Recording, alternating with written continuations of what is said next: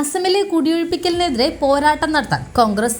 അസമിലെ ജനങ്ങളുടെ അന്തസ്സിനും ഭൂമിക്കുമായി പോരാടുമെന്നും അസം കോൺഗ്രസ് അധ്യക്ഷൻ ഗൗരവ് ഗൊഗോയ് വ്യക്തമാക്കി. മുഖ്യമന്ത്രിയും സഹപ്രവർത്തകരും ദരിദ്രരുടെ ഭൂമി തട്ടിയെടുക്കുന്നു. മുഖ്യമന്ത്രി ഒരു റിയൽ എസ്റ്റേറ്റ് ബ്രോക്കർ പോലെയാണ് പെരുമാറുന്നത്.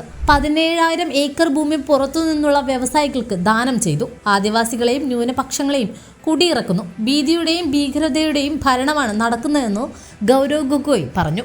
ലോക്സഭാ പ്രതിപക്ഷ നേതാവ് രാഹുൽ ഗാന്ധിയും പാർട്ടി അധ്യക്ഷൻ മല്ലികാർജ്ജുൻ ഖാർഗെയും ഇന്ന് അസം സന്ദർശിക്കാനിരിക്കെയാണ് ഗൗരവ് ഗൊഗോയുടെ ഈ പ്രതികരണം. ഭയത്തിന്റെയും ഭീകരതയുടെയും ഭരണത്തിന് കീഴിൽ ജീവിക്കുന്ന അസമിലെ എല്ലാ ജനങ്ങളുടെയും നീതിക്ക് വേണ്ടി അസമിലെ കോൺഗ്രസ് പാർട്ടി പോരാടുമെന്നും ഭയപ്പെടേണ്ടതില്ലെന്നും സന്ദേശം നൽകാനാണ് മല്ലികാർജ്ജുൻ ഖാർഗെയും രാഹുൽ ഗാന്ധിയും അസമിലേക്ക് വരുന്നത്. മുഖ്യമന്ത്രിയും സഹപ്രവർത്തകരും പാവപ്പെട്ടവരുടെ ഭൂമി തട്ടിയെടുക്കുകയാണ്. അസം മുഖ്യമന്ത്രി ഒരു റിയൽ എസ്റ്റേറ്റ് ബ്രോക്കറെ പോലെയാണ് പെരുമാറുന്നത്.